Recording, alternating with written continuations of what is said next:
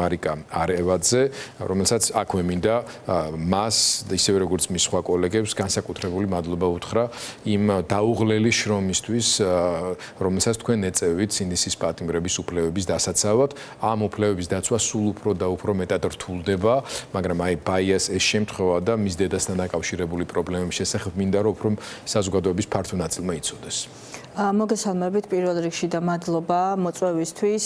ძალიან მნიშვნელოვანია ის, რომ ჩვენ გარდა იმისა, რომ ვართ ერთად პროტესტში, ვედგეთ ერთმანეთს გვერდით ყოველთვის, როდესაც ეს არის საჭირო და სასურველი და მით უმეტეს იმ რეპრესიების ფარგლებში, რაც ჩვენთან ყოველდღიურობად იქცა უკვე თვეების განმავლობაში, ეს საჭიროება ძალიან ხშირად დგება, ხომ?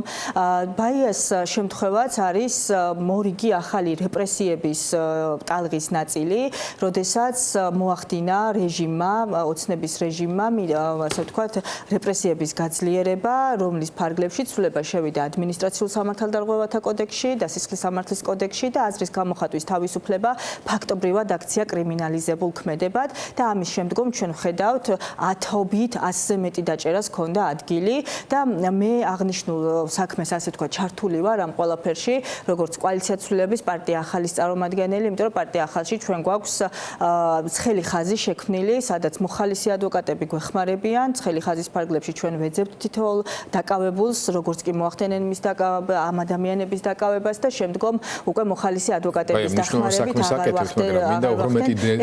ბაიასთან დაკავშირებით. კი ბატონო, ბაია არის ახალგაზრდა გოგო, რომელიც ჩართულია ამ პროტესტში და რომელიც იცავს საქართველოს, ასე ვთქვათ, დემოკრატიას, ადამიანის უფლებებს და ევროატლანტიკურ კურსს, რაც არის ჩვენი და ჩვენი წინაპრების, ასე ვთქვათ, მისწრაფება და რაც არის კონსტიტუციაში პირდაპირ მითითებული, ხომ?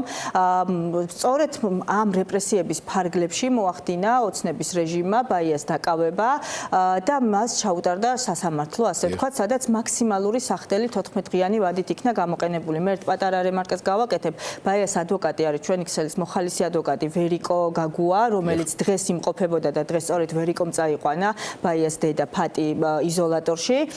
და ხვალ ასევე ვერიკო იქნება ფატის ზესტაფონში, იმიტომ რომ ჯერ დღემდე არ არის გადმოყვანილი ზახესის იზოლატორში, მიუხედავად იმისა, რომ ზახეში სრულად არის ადგილები და შესაძლებელია, რომ იქ მოხდეს შესახლება, მით უმეტეს, რომ ეს მათ შორის ამ ლოჯისტიკურ საკითხსაც გააიოლებდა, იმიტომ რომ ყოველ დღე ბაიას დედა ზესტაფონში ჩასვლის აუცილებლობა რატო დგას ეს მინდა რომ განმარტოთ მე გადაცემით დასწრიშკი ვთქვი, მაგრამ შეიძლება კი ბატონო, აუცილებლობას რაც შეეხება ეს გამომდინარე ჯერ დედაშვილობიდან რომ ყოველ დღე მოახდინოს საკუთარ შვილზე ზრუნვა და მეორე ეს არის მისი ჯანმრთელობის საკითხიდან გამომდინარე, ვინაიდან მას სჭირდება გარკვეული მედიკამენტები, რომელიც ასე ვთქვათ ერთიანი მარაგით არ შედის იზოლატორში და სჭირდება გარკვეული პერიოდულობით მისი შევსება.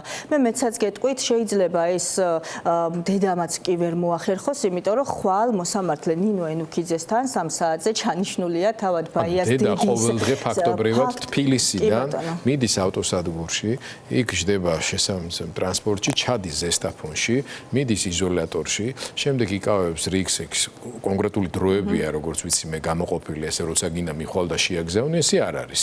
ელოდება ამ შესაძლებლობას, შეაგზავნის, შემდეგ ბრუნდება უკან თბილისში ან ყოველდღე დადის დედა ზესტაფონში. დიახ, ყოველდღე აკეთებს. დღეს ჩვენ ადვოკატის დახმარებით წავიდა, ანუ ადვოკატმა ვის დახმარებითაც არ უნდა ხდებოდეს ახლა ყოველდღე ზესტაფონში. და თანამგზავრობა გაუწია, ასე ვთქვათ, ადვოკატმა. ჩვენ მაქსიმალურად ვცდილობთ, რომ ყველა ის იურიდიული რესურსი გამოვიყენოთ, რომელიც შესაძლებლობას იძლევა, რომ ბაია იქნას სახესის იზოლატორში გადმოყვანილი. ჯერჯერობით ამასთან შეიძლება ვერ მივიდეს რა მიზეზის გამო აღარ დაგამთავრდა. ხვალ დედა წავა ზესტაფონში, მაინც წავა, იმიტომ რომ ხვალთან სახესის ზესტაფონის იზოლატორში შეუძლია უკვე რომ თავადაც შევიდეს და ნახოს მისი შვილი, არის ამის შესაძლებლობა გარკვეული პერიოდულობით და ხვალ არის ეს ზესტაფონის იზოლატორში, მაგრამ ხვალის მერე არ ვიცით ეს შესაძლებლობა რამდენად იქნება, იმიტომ რომ ხვალ 3 საათზე მოსამართლე ნინო ენუქიძესთან არის ჩანიშნული სხდომა, ადმინისტრაციული სხდომა, sadაც ასევე ჩვენი ქსელის ადვოკატი იქნება წარმომადგენელი და შეიძლება უკვე დედას შეფარდოს ადმინისტრაციო, კი ბატონო, ადმინისტრაციული სახდელი პატიმრობის სახით და ნიშანდობლივია ის, რომ ბაიასთან მიმართებით გამოყენებულია მაქსიმალური 14 დღიანი სახდელი, ხო? ან ვადა, მაქსიმალური ვადა არის გამოყენებული. ახალგაზრდა გოგოს მიმართ, რომელიც საპროტესტო აქციაზე დგას. მოსამართლე ქალი იყო, უბრალოდ მაინტერესებს დაზუსტებისთვის. ვინც ეს გადაწყვეტილება გამოიტანა, რომ აი ეს პატარა გოგო არ მიწყენს იმედი მაქვს ვიზუალურად, თუმცა ძალიან დიდი ენერგეტიკის და შემართების მატარებელი. ორი კვირით, არ ვიცი ალბათ საკუთარი შვილის კი არა, შეიძლება შვილის არ ვიცი. ყოველ შემთხვევაში ჩემი შვილის ხედან ნამდვილად არის, რომ გაუშვა ციხეში ორი კვირით ახალგაზრდა გოგო რუსთაველზე გამოხატული პროტესტი. ფაქტობრივად რუსთაველზე გამოხატული პროტესტის პარალელურად მან სასამართლოშიც დააფიქსირა თავისი პოზიცია იმ ცრუ საქმის წარმოებასთან დაკავშირებით, რომელიც არავისთვის გადახია თავისი საქმის მასალები და მეტი არაფერი. თავის საქმის მასალები თუნდაც გადახიოს და არ გამოიყენოს, მით უმეტეს რომ ეს საქმის მასალები საერთოდ არაფრის მომცემი არ არის. ზოგადად თუ ნებას მომცემთ ბაიას მაგალითზე მინდა განვაზოგადო ყველაფერი ის რაც ხდება ამ პროტესტთან მიმართებით, იმიტომ რომ მარტო ჩვენი მონაცემებით ხომ მას შემდგომ რაც ეს კანონი მიიღეს და სპეციალურად გაამკაცრეს იმისთვის რომ ერთადერთი მიზანი ქონდა ამ გამკაცრებას, ხო რომ პროტესტი ჩაეხშო და პროტესტი მოეკლა. პროტესტი არ მოკვდა, იმიტომ მიუხედავად იმისა რომ 160-მდე შემთხვევა იყო ადმინისტრაციული წარმოების, მათ შორის ისტორიულად ერთიანად იყო ხშირად დაკავებები, 160-მდე შემთხვევიდან 104 შემთხვევაში ადმინისტრაციულ სახდელად პატიმრობები იქნა გამოყენებული და მით უმეტეს ეს არის საქმეები, რომლებშიც არც მტკიცებულება არსებობს, არც ასე ვთქვათ, შესაძლებლობა იმისა, რომ საპროცესო უფლება გამოიყენოს და ალტერნატიული მტკიცებულება წარადგინოს მხარემ, ეს არის აბსოლუტურად დახურული პროცესები, სადაც სამართალი აღარ არსებობს და მართლმსაჯულება არ არსებობს და მე გარკვეული იდეაც მაქვს, რომ როდესაც ცვლილებები დადგება და ეს დრო აუცილებლად მოვა, აი ეს ფლიგელის, ეს კონკრეტული ფლიგელი და იქ მიმდინარე საპროცესო დარბაზები უნდა გადაკეთდეს მუზეუმად, სადაც აი ეს საქმეები გავა და იმ მოსამართლეების შესახებ ინფორმაცია იტრიალებს, იმ ხდომების შესახებ მუდმივად ეს აუდიო ჩანაწერი იტრიალებს თუ რას ჩადიოდნენ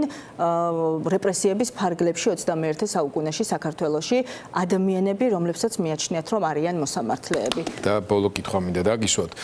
დღეს ჩვენს ეთერში კომენტარში უსმენდი ბორის ურვას კომენტარებს და თქვენც ჩელეც ფაქტობრივად იქ ცხოვრობთ, ასე გამოდის, ხანდახან სტუდიაში ძალიან თუ შემოგიტყუებთ ხოლმე და ყვებოდა ისტორიებს, რომელიც უკავშირდება საპატიმრო პირობებს. განსაკუთრებით კვებაზე გაამახვილა ყურადღება და ძალიან მძიმე სურათი აღწერა. თქვენთანაც მოდის ეს ინფორმაცია პატიმრების მხრიდან ადგილობრივი მხედველობაში მაქვს უზრუნველყოფა როგორც ხდება პენიტენციური სამსახურის მხრიდან ასეთი ასე ვთქვათ წუხილები და ეს პრეტენზიები რამდენად ხშირად გესმით, იმიტომ რომ რაც ბორის ჩელემ მოყვა შეუძლებელი ანუ ადამიანს თუ პატრონი არ ყავს ან თანხა არ აქვს რომ შეიძინოს და შეიტანოს და რაღაცა გააკეთოს და ასე შემდეგ შეიძლება უბრალოდ მშიერი მოკვდეს ან დაიავადოს თავი. კი ბატონო, მე ძირითადად შეხება მაქვს ადმინისტრაციული წარმოებების ფარგლებში, ანუ იზოლატორებთან მიმართებით და იზოლატორებში მსგავსი ჩივილი საკუთთან დაკავშირებით ნამდვილად არ ყოფილა. რაც შეეხება ჩელეს უბრალოდ გუშინდელს მე მასთან ვეღარ მომეცა, ვეღარ მქონდა შესაძლებლობა რომ გავსაუბრებოდი. გდანის ციხეზე საუბრობდა, რუსთავის ციხეშიც მსგავსი შემთხვევა მე პირადად არ მქონია და არ მომისმენია, თუმცა თუნდაც ერთი შემთხვევა, როდესაც ფიქსირდება და როდესაც თუნდაც ერთი პატიმარი აფიქსირებს მის პრეტენზიას, რა თქმა უნდა ეს არის საყურადღებო და უნდა მოხდეს შესწავლა და პირველ რიგში ამას ჩელე მე ან უბრალოდ ამ ქვეყნის რიგითი ადვოკატები, მოქალაქეები კი არ უნდა ვაჟღერებდეთ. ამისთვის არსებობს ინსტიტუცია, რომელსაც ქვია სახალხო დამცველი და რომელიც უნდა უზრუნველყოფდეს მუდმივ მონიტორინგს და იქ არსებული რეალური მდგომარეობის გამოტანას საზოგადოებამდე. და პროტესტზე მინდოდა მეთქვა დამესრულებინა და უცებ სხვა თემაზე გადავედი. ანუ მიუხედავად იმისა, რომ ოცნებამ ყველაფერი გააკეთა, რომ პროტესტი უწყლეტი პროტესტი გაეჩერებინა. ჩვენ ვხედავთ სახეცვლილ პროტესტს, უწყლეტი პროტესტი გრძელდება უფრო მკაფიო ფორმებით, იმიტომ რომ უკვე თავად მოუწიათ უკან დახევა და იმის აღიარება, როგორც 5,000 ლარიან ჯარიმებზე აღიარეს, რომ არ იმუშავაო ჯარიმებმაო, ასევე მოუწიათ იმ ფორმით, როდესაც ასობით პოლიციელი კრიმინალური პოლიციიდან იქნება ეს თუ საპატრულო პოლიციიდან ჩაყენებულები არიან ყოველდღიურად რუსთაველზე და ფაქტობრივად ამბობენ და ადასტურებენ, აღიარებენ იმას, რომ პროტესტი რა თქმა უნდა გრძელდება უწყვეტ რეჟიმში და ამ შემთხვევაშიც ამ კანონმა, რომელიც რუსულმა რეჟიმმა, ანუ ივანიშვილის რეჟიმმა ამუშავა, არ იმუშავა და არც იმუშავებს, იმიტომ რომ ქართულ საზოგადოებას ჩემი გრძნობით მიღებული აქვს გადაწყვეტილება, საით უნდა წავიდეს, რა უნდა დაიცვას, რას იცავს ამ პროტესტში და სანამ ეს არ იქნება შესრულებული, მანამ პროტესტი არ იქნება გაჩერებული.